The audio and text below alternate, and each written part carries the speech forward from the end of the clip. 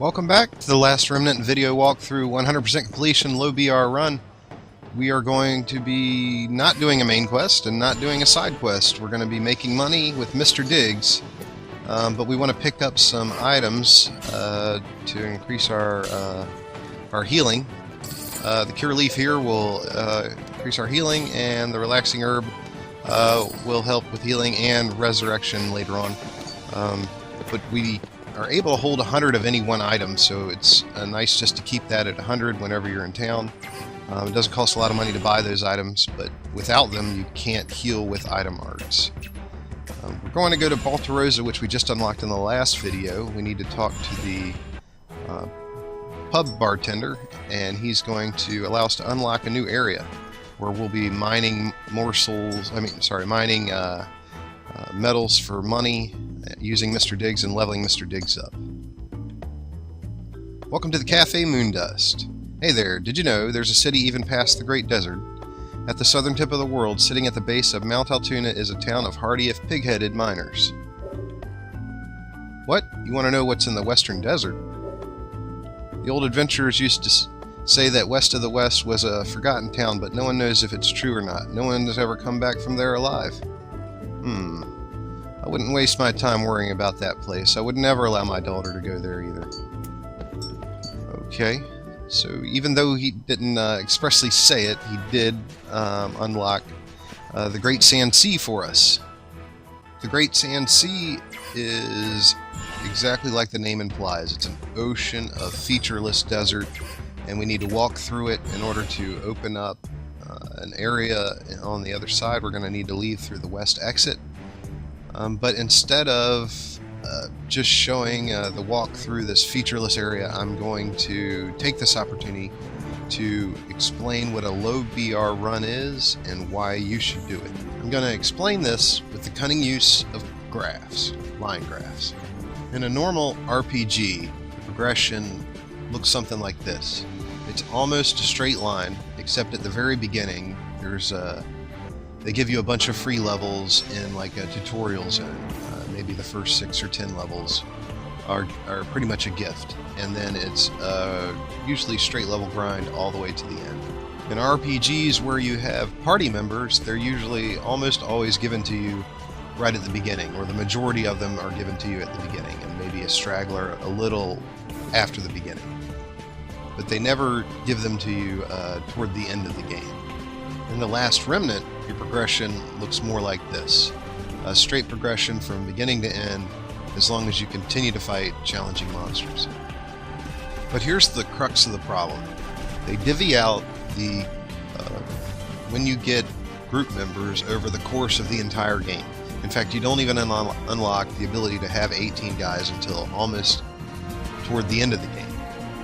And so a lot of the guys that you got late will have very little time to level up, while the guys you got at the beginning will have a huge amount of time to level up. And it's just not efficient that way. Most other RPGs, when you get a guy later on, he will level up with you. Like the guys in your party will be your level no matter what it is. But that's not true in the Last Remnant. You get what you get. When you get the guy, he will always be the same regardless when you get him. His stats will always be the same. His skills will always be at the same level when you hire him. And so for that reason, we want to not use that type of... we don't want to follow that type of progression. When you do a low BR run, or low battle rank run, you want the progression to look like this. You want to stay as low level as possible while you get all your guys, and then once you get them all, then you start leveling skills so that everybody has a near equal chance or opportunity to level all their skills. In this guide, we'll be getting the full 18 upgrades, the 18 party members, and then only after we get 18 guys will we go to the PC Ultimate Grind, which is just a quest called Wisdom's Echo we'll get later on, which allows us to continually kill very low-level creatures. And then from there, that's the elbow and the graph. Our skills should be skyrocketing through the roof, as well as our levels going up. And going through the west exit of the Great Sand Sea is going to open the Veil of the Gods for us, which is going to be our Mr. Diggs farming hotspot. There's a node right at the front of this zone, and the only problem is just getting to this zone. You have to go through the Great Sand Sea. But all we have to do is go to this node, farm it 5 times, leave, go back to the world map. It refills our number of our dig count to 5 again, and we can do it again. Here we're going to pick up 3 different types of items: Tashlon shell, an elven slifstone, or slifstone and an elven stone, and they sell for pretty good money. This is kind of a halfway point between ease of access and the amount of money you get for the items. And so, because it's so close to the entrance, and it actually gives you okay money for doing it, it's the easiest to do to get money. And we'll be coming back here many times to fill up our money coffers. Now, notice I skipped the mobs that are around me, and they will ever so slowly be edging toward me while I'm mining. The way to leave here is not like I do in this first trip here. I'm just going to show the wrong way, where everybody's coming at you. The right way to do it is to use time shift there. I see our dig counts are at 0, but when we go out to the world map and pop back in, our digs are restored to 5, and we can farm it 5 more times. Being right here next to the entrance, it's a very easy farming spot. And we don't really want to stop until we get 100 of one of the items. Okay, later. You can't get any more than 100 of an item, like I just said previously in the video. So this is worthless to keep mining after you hit 100 of something. So you want to kind of watch your totals as you pick them out of the nodes. He also has the chance of leveling up. There he goes. He just leveled up one of his abilities, and I'm not exactly sure what this one does, but they have neat little bonuses, like they'll increase the chance of finding rare items, increase your chain count, which he hasn't done any chains yet, but he can farm many quantities of these in one hit, in one dig. And this is the time shift to leave. So that's the safest way to leave. But you can farm in real high traffic areas if you just leave with time shift. And I'm kind of cutting out an area here where I just continue to farm until I hit 100 of something, because it would be hella boring for you to sit here and watch me do that. So I've skipped through all that, and I skipped through any mineral finding for the rest of the game, so you don't have to watch that. But it looks exactly like what we just did twice there. And there's their 3 items. You can see one of them's worth 450. That's the rare item. The Elven Stone is pretty plentiful, and that's worth 300. The Passion Shell, we stopped at 100, but because it's only worth 4 gold, we shouldn't stop at 100 there. That's not very much. If we just got one more Slifstone, it'd be worth all 100 Passion Shells. That's 27,000 gold for that. Okay, so it's probably worth it to wait till something other than Tashlin Shell gets to 100 before you stop. That way you don't have to keep making trips back to town. Tashlin Shell is essentially worthless, apparently. But the real problem here is we've only got 5 digs, and so we need to correct that. We need to go out on a hunt to find these morsels that will increase our dig count and save us trips. Okay, the first morsel we're going to be getting is the Brashian morsel, and it is in the Heroic Ramparts, obviously. That's where we are now. It's easier to pick these up as you go through the zone. Like when I went through here the first time, I could have picked it up, but just to have them all as a reference in the same place, in the same video, I wanted to do them separately. Just so if somebody needed to refer back to it or something, it'd be there, and you wouldn't have to go looking through, oh, what quest had us in the Heroic Ramparts where he picked up the morsel or didn't pick up the morsel. Anywho, it's the Brashian morsel, or so you thought. Mr. Diggs ate it. Your dig count has increased by 1. The dig count has been restored to max. Oh, and he leveled up something. He Okay. that's never I've never seen that happen. But I guess picking up the morsel counts as an actual dig, and he was close to leveling that ability. So, well, that was nice. And we're just going to go straight out from here. We don't need anything else. Certainly don't need to fight that fly. There's not really a whole lot to talk about. These are just straight shots to the morsel and back, in every one of the zones, avoiding all the monsters. This is not going to be leveling us up at all. We're not going to be fighting anything for the rest of the video. But this is a good reference, hopefully. And next up, we're going to have the Gaster Morsel in Dillmore. This is another zone we've been to a couple times before, and just never stopped to get the morsel. It did say something when we picked up the first morsel, that it said it increased your dig count to max, and that's something I'm not sure if you may want to take advantage of or not. We could have like mined 4 items in the zone and then used our 5th dig to hit the morsel, which would increase it to max again, up to 6, and then we could have mined 6 things. So it might be worth it, if you know a morsel is in a zone, to use all your digs and then pick up the morsel, so it'll fill it up to max, plus 1 for the morsel. And this one, I think I have trouble finding it among the other mineable things in the area. It's supposed to be right here. I've got some company. Maybe that's it. Come on out. The Gaster Morsel, or so you thought Mr. Diggs ate it.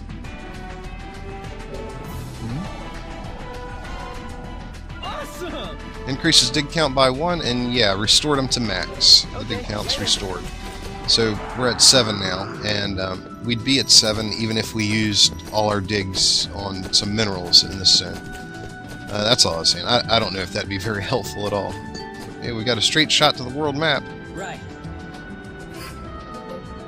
And we can continue on to the next morsel.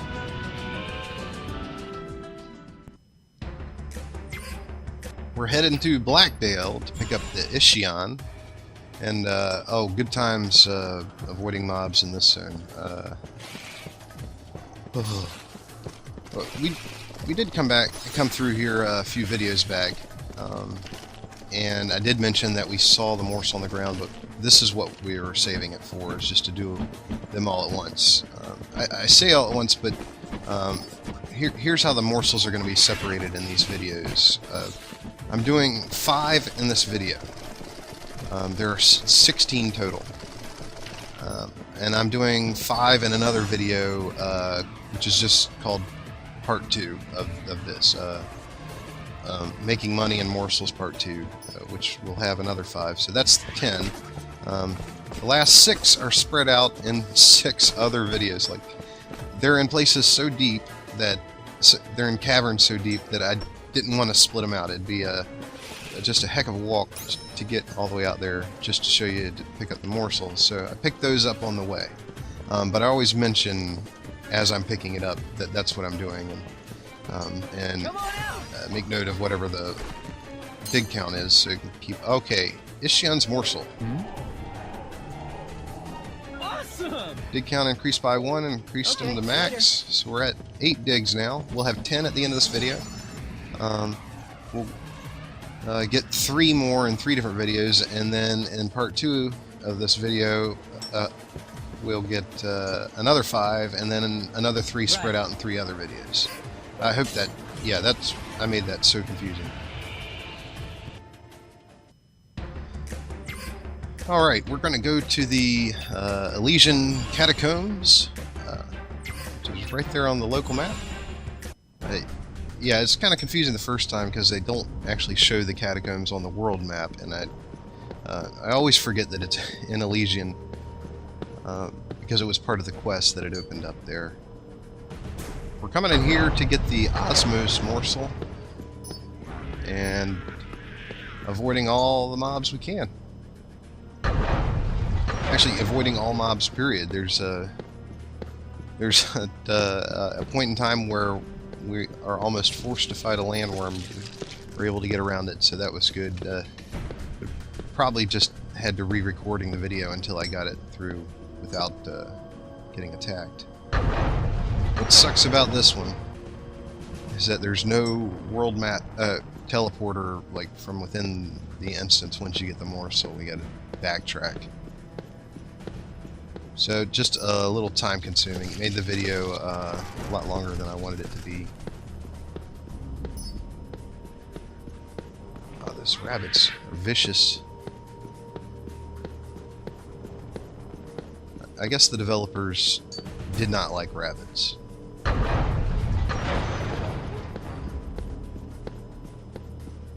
There's also a treasure chest we left in here that I had forgotten or just didn't see the first time through, so we're going to pick that up on the way.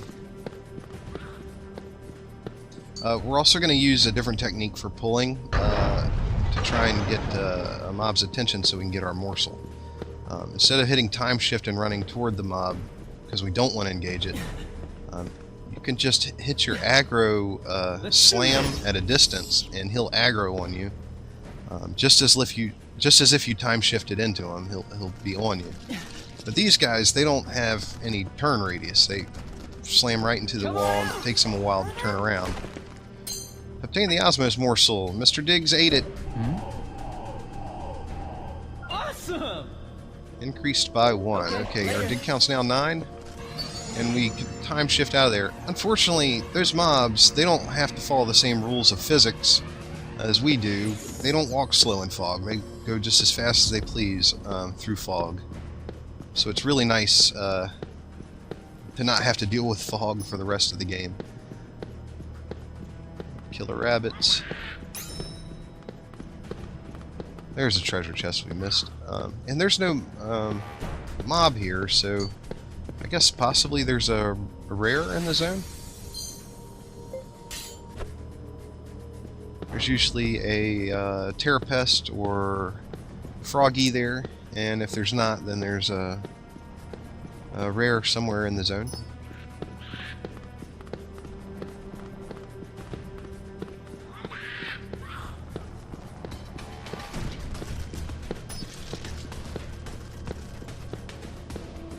Some people use that aggro slam to pull mobs to them for their pulling, and I've just never mastered it. I've never been good at that, so I've always used the time shift.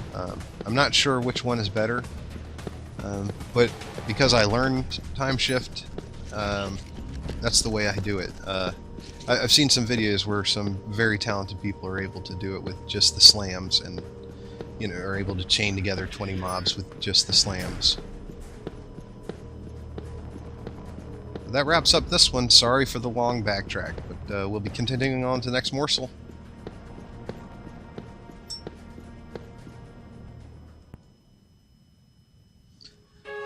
And the next one is going to be in the searing cauldron of the Great Sand Sea.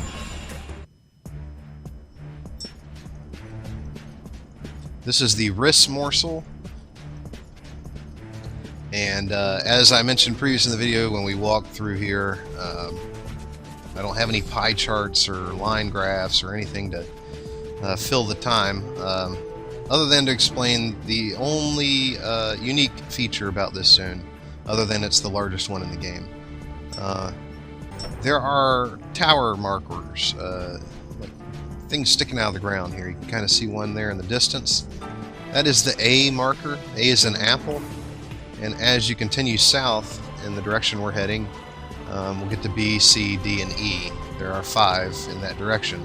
To the right of us, I'm not sure if I looked that way, but there are 6 markers going due west, and those are 1, 2, 3, 4, 5, and 6. That's for a quest later where we have to spell out a code by clicking on the markers in the correct order. that's a subquest. But for right now, the easiest way to find this particular morsel in this sea, this ocean of sand, is just to go down to the D markers, the fourth one south as you come in the zone. Just go straight, and you can click on the markers. They'll tell you what letter they are. If you hit D, and as soon as you hit it, head west. It'll be due west of there. So I'm probably going to make sure I didn't skip any markers. The one nice thing about this zone is that nothing sneaks up on you. Like, you can see everything coming from a mile away. Okay, we hit D, so we're heading west for the most part. And it's going to be up against this wall here. It may even have a spawn guarding it.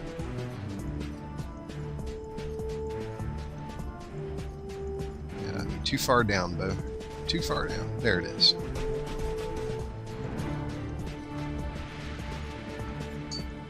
Come on out! Riz Morsel. Mr. Diggs ate it. Awesome! Diggs count increased by 1. Okay, later. We're now at 10. That's 5 digs we got in this video. We're going to kill 2 birds with 1 stone and leave through the southerly exit here. And that will open up Lava Fender, which is exactly what it sounds like, type zone. It's dark, lots of lava, and it will be a part of some subquests. So we don't have to walk all the way back, thank goodness.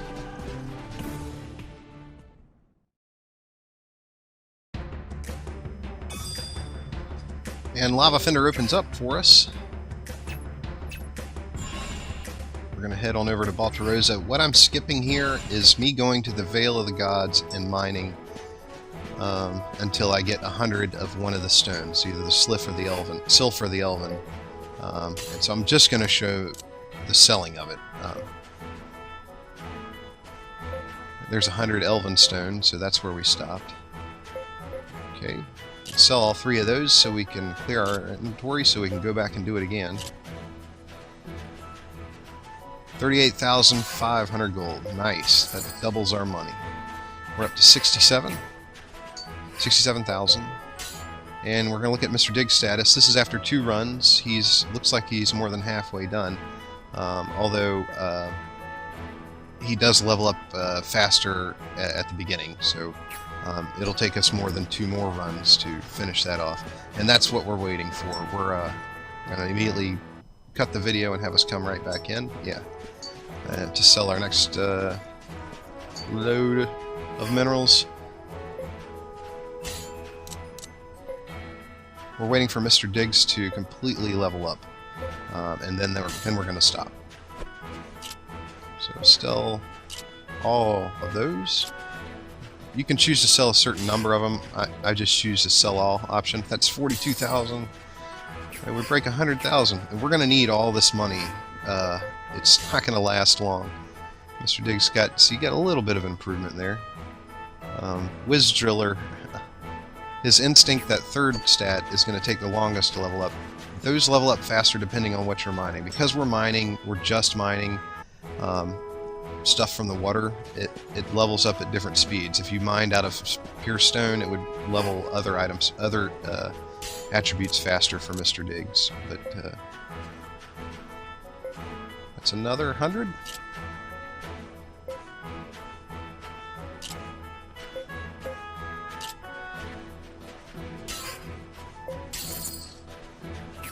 We're up to 146,000. Right.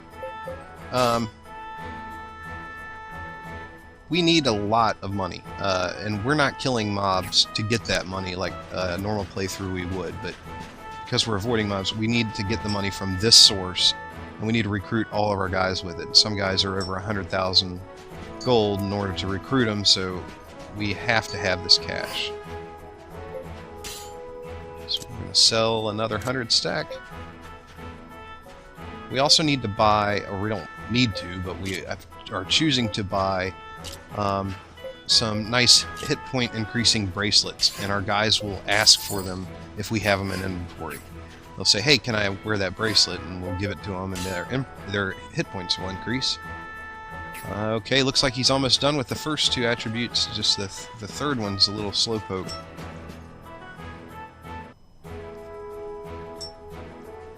Each one of these runs, as soon as I leave here, I'm going back to the Vale of the Gods and farming up another 100. They're not taking more than 10 or 15 minutes to do each one, so it doesn't take long to get Mr. Diggs from 0 to fully upgraded.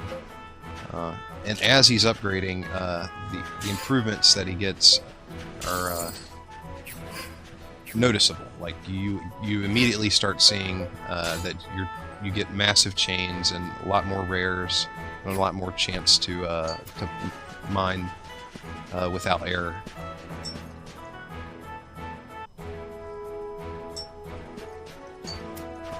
Okay. Back in Baltarosa.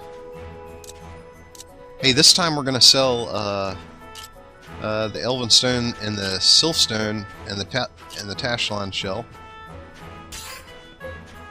in the exact same way we've done the last 5 times. And okay, he's almost done with Instinct. Maybe one more trip, maybe 2 more trips. It starts to get slower once it gets to the end.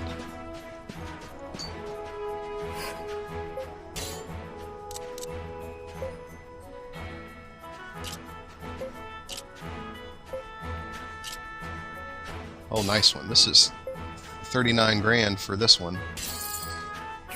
We must have gotten a lot of rares. We're up to 304,000 gold.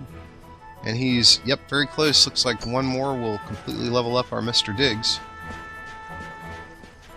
So, what was that? Maybe 6 or 7 trips? And it's nice to get that done in the beginning. Later on, when you have a mineral that you want to mine that's important, that you get it important that you not fail, and it'd be really nice to get a nice chain on it, which will have some quests that will require us to do that. And they're very helpful to have Mr. Diggs completely leveled up. Yeah. All done, Mr. Diggs. Alright. And he's got all his special skills.